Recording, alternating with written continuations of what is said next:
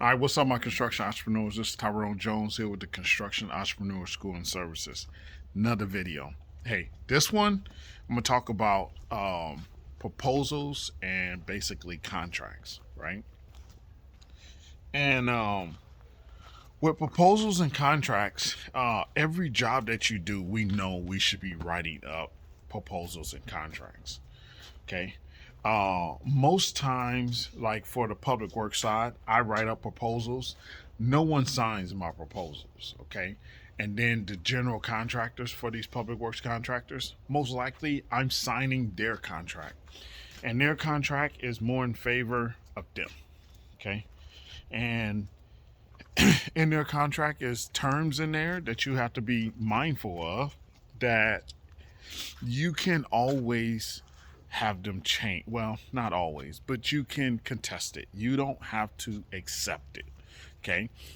Every contract that I go through, I make sure I comb through it. I'm looking at the insurance portion. I'm looking at the payment terms portion. I'm looking at also to what scope of work they have us doing. And a lot of times when I'm getting a contract from a general contractor, a lot of times one thing they don't have in there is my exclusions. Okay.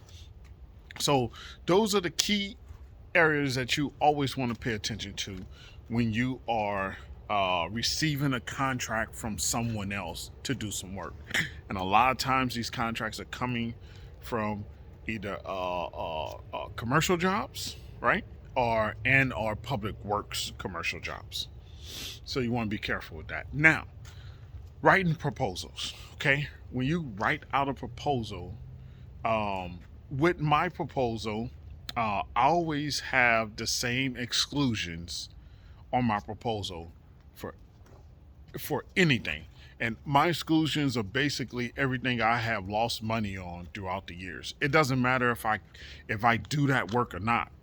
If it's not listed in the scope above that in what I'm doing, then it's excluded. And that's very important that you got to understand, is that unless you want things to cost you in the long run, you need to make an exclusion list that you always send out for every job, even if those items are not or has nothing to do with that project. Okay, let them tell you you need to minimize this exclusion list because we're going to write you a contract, and then you can tailor the exclusion list to what the work scope entails. Okay, but create one that way you're not trying to add to your exclusion list every time that you send out a proposal. Okay, keep it all the same. It doesn't matter.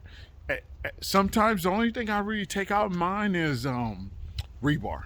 A lot of times I'm covering rebar in the scope of work, and I'll take out rebar in exclusions. But in my regular proposal, rebar is excluded. Okay.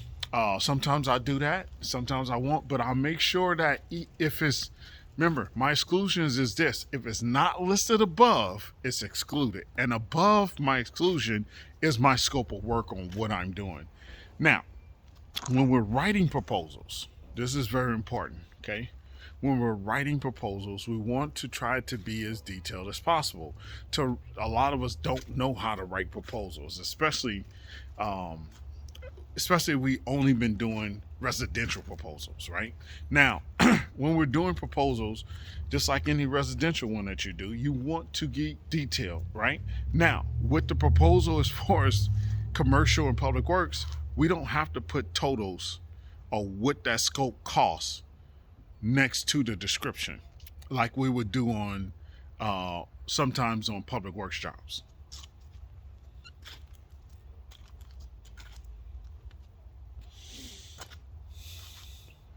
So sometimes on public works jobs, when you're writing a proposal, the line items will have the totals next to them. On a more commercial job, hold on, let me put this cigar out. On a commercial job or a public works job, like let's say for concrete, I'll put foundation. I'll separate structural and flat work. So my structural will cover everything, all the details dealing with the structural work, and my flat work will cover everything dealing with the flat work. Okay. Um, and that's the way I'll title that. And I wouldn't give them separate pricing for, truncated domes, and a separate pricing for curbs, and separate pricing for all this, unless that's someone specifically asks you for that, then I don't provide it. And even if they ask you for it, it has to be a certain type of situation, almost like a change order type of scenario for me to provide that. Okay. Other than that, initial proposal, they're getting lump sum for that total work. On residential, you see a lot of line items. I say demo. Oh, that's demo would be 1,700. Next, build walls of the bathroom and the bedroom. It'll be 2,500. Paint entire house or paint certain rooms. It'll be, $3,000. Well, in proposals that you're doing for public works, you'll just be like, one lump sum. Hey, to cover painting, we're doing flooring, and this, and this. It's going to be $30,000, and that's what we do. Okay, but we're explaining in detail on what that $30,000 for the majority covers. I don't get into every single detail. Okay. But basically, another thing you got to be careful is when they try to, on contracts, especially public works, they try to tie in your specs, right? So in the specs, you always pay attention to specs, okay? And the specs for my trade is like 3,200 and 3,300. Okay, that's dealing with concrete. A lot of times in contracts, if they're unsure, they're trying to they'll loop you with that whole entire spec section, which you got to be careful with because, certain spec sections, just because it's your trade, doesn't mean that it has everything in there that you cover. Like, for example, one of mine, like for the 3,200 section, for the site work, they'll have those concrete spill downspouts where the gutter comes down. They got those concrete downspouts, spill pads or spout or downspout pads. I forget what they're called. Sometimes they'll have that in there. Sometimes they'll have the wheel stops in there for the parking lot. So you got to be careful, that you don't get lumped into your specs. And I did that a long time ago and I got hurt, man. I had all kind of stuff that I didn't have anything to do with in there. But because I signed a contract and it listed that was my responsibility, I had to cover it. And I had to eat crow on that, and no more. So be careful of that. Writing proposals and writing contracts for every job is very important, whether it's residential or commercial. And I think a lot of us know that, but a lot of times we don't have it set up to where it only requires us to do minimum input.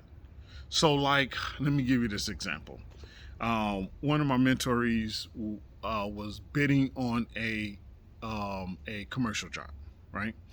And let's say on this commercial job, it was 5 GCs that are bidding on it, right? And he's a sub, right?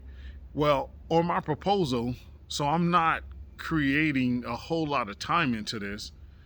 I'm not titling each proposal that making attention to each contractor that I'm sending it to. So I'm not doing it for John Smith Contracting. Okay, this proposal goes to them. Oh, Henry Day Contracting. Oh, this proposal goes to them. No, I just put estimating department. And that same proposal goes out to everyone. Okay, unless you want to change the pricing or differently or whatever, then you do that. But you gotta estimating, and that deals with writing contracts and writing proposal is a very tedious thing. Us as owners, especially smaller owners and new owners, we don't want to be bogged down by this. We don't like to do this. This is not something we desire to do. We want to write contracts and do estimating for the rest of our life. No, none of us like to do it. Okay, we do it because we have to, and estimating and bringing in work is the bloodline of our business. But because you do it, now you have to make it to where it's easy to create those things as possible. That's why I say have an estimating sheet. That way, every estimate you do, you're not creating something or writing something from scratch, and just it just becomes humbuggish. You have an estimate sheet, and you fill in that estimate sheet for every job. And it's built a certain way. That way, once you input it, you're inputting. You're not rebuilding an estimate sheet every time you do an estimate. That's what makes it hard. Figure out a program that you can use, and if you don't have money to buy one, I can sell you my estimating program, or you can get someone from someone. All of it is Excel based. Figure out what works for you. Build it. If you can't build it, buy it and use it, and then perfect it as you continue to use it, because this is something that you should always be able to go back to on every estimate or every job that you're awarded with. Okay. And then the same thing with the proposals. The proposal is already set up, got your company logo, I even got a formula in my proposal that automatically populates the current date. Okay.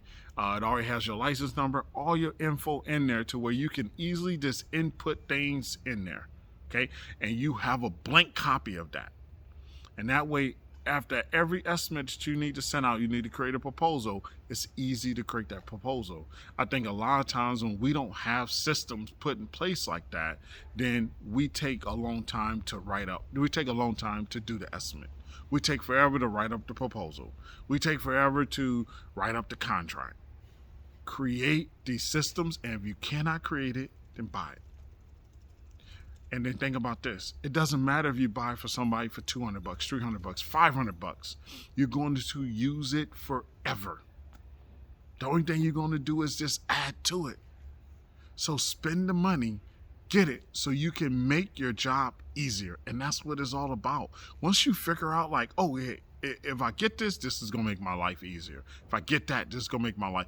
Different programs make your life easier.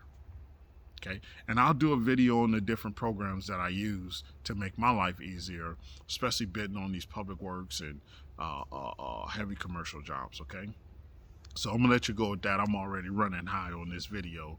Let me know if you gain anything from that. Let me know if what programs are you using. Let me know if you're looking for a estimating program, you're looking for a proposal.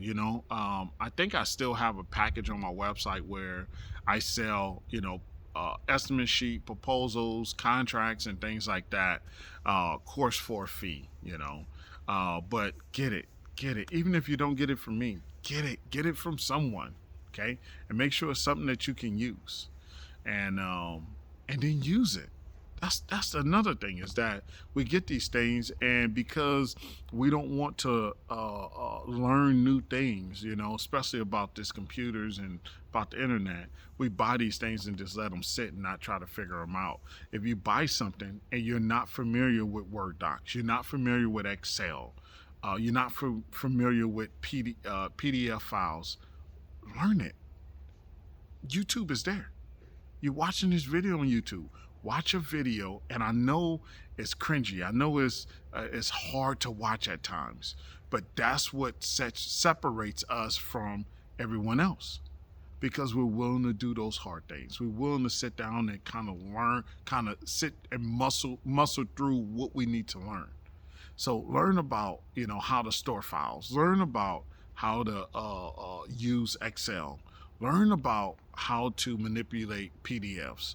How to create a PDF, okay, from an Excel file, from a Word document file. Learn those things. Those things are things that you need to learn, And if you have someone that you hired that knows it, have them teach you it. Don't matter if it's the office secretary that you paid to help you. Ask them, hey, you know how to do this? Well, can you teach me how to do it? And learn about it and constantly do it. And that's the biggest thing, is that we know we need to do these things and we don't do them. And if you've been in the field for a long time, then it becomes even harder to do it. Or if you're not used to using your computer, your laptop, your tablet to utilize these programs, then it becomes hard, becomes difficult, become humbuggish. Get to it, learn it.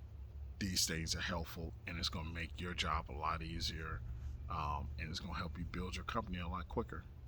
So my construction entrepreneurs, if you learned something from this, let me know.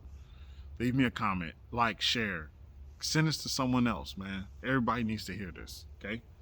Send this. Hey, get out of there. Get. Digging holes in my yard, man. Damn dogs. What they doing over there, man? Anyway, my construction entrepreneurs. Hustle hard, then hustle harder. Catch you on the next one.